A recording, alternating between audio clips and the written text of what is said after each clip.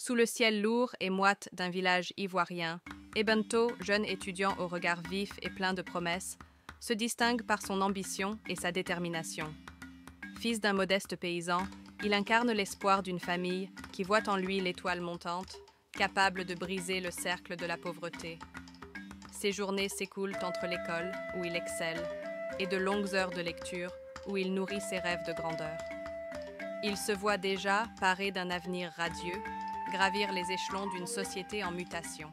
Mais sous cette façade de sérieux, Ebento est aussi un garçon de chair et de sang, vulnérable au charme de la vie. Et c'est ainsi qu'Adjoa, une jeune fille pétillante et insouciante, s'introduit dans son univers bien ordonné. Adjoa, avec ses éclats de rire qui résonnent comme une chanson légère, séduit Ebento dès le premier regard. Elle n'est pas comme les autres filles du village. Elle brille d'une liberté insolente et d'un charme désarmant.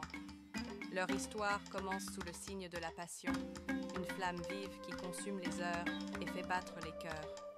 Ebento, d'ordinaire prudent, se laisse emporter par cette idylle qui le distrait peu à peu de ses études. Ses amis le mettent en garde.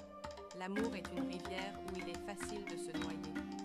Mais Ebento, aveuglé par la beauté et la spontanéité d'Adjoa, repousse leurs avertissements. Un matin, Adjoa, le visage grave, annonce à Ebento qu'elle est enceinte. Le monde du jeune homme vacille. Il sait que cette nouvelle bouleversera non seulement sa vie, mais aussi ses rêves et son avenir. Le choix est difficile, mais Ebento décide d'assumer ses responsabilités.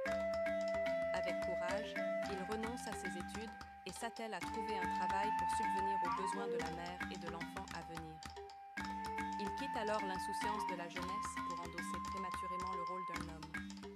Mais l'ombre du regret commence déjà à se dessiner, tapie au fond de son cœur. Installés dans une modeste maison, Ebento et Adjoa entament leur vie de couple. Mais rapidement, les réalités de la vie à deux viennent ternir la magie de leur union. Adjoa, encore immature, semble accorder plus d'importance à ses plaisirs personnels qu'aux responsabilités partagées.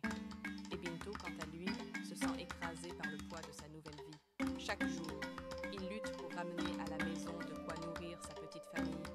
Les disputes deviennent fréquentes et leur amour, jadis flamboyant, s'effrite sous la pression des difficultés. Ebento, assis seul dans l'obscurité de leur petite maison, se prend souvent à rêver à ce qu'aurait pu être sa vie s'il avait fait d'autres choix. Les jours où il se voyait médecin ou enseignant lui semblent désormais lointains, presque irréels. À chaque cri du bébé, à chaque remarque acerbe d'Adjoa, son cœur se serre. Il se sent piégé, enfermé dans une cage qu'il a lui-même forgée par ses décisions impulsives. L'amertume le gagne, mais il n'ose pas l'exprimer, de peur de paraître lâche ou ingrat. Un soir, Ebento découvre l'inimaginable. Adjoa le trompe. Le choc est immense. Il se sent trahi, humilié, réduit en miettes par celle pour qui il a tout sacrifié. L'amour qu'il lui portait se transforme en colère sourde, en dégoût envers elle et envers lui-même pour avoir été si naïf. Cet événement marque la fin de leur histoire, mais aussi la fin de son innocence. Ebento se retrouve seul, abandonné à ses pensées, mais cette solitude devient peu à peu un refuge. Après des mois d'errance intérieure, Ebento trouve enfin la force de se relever.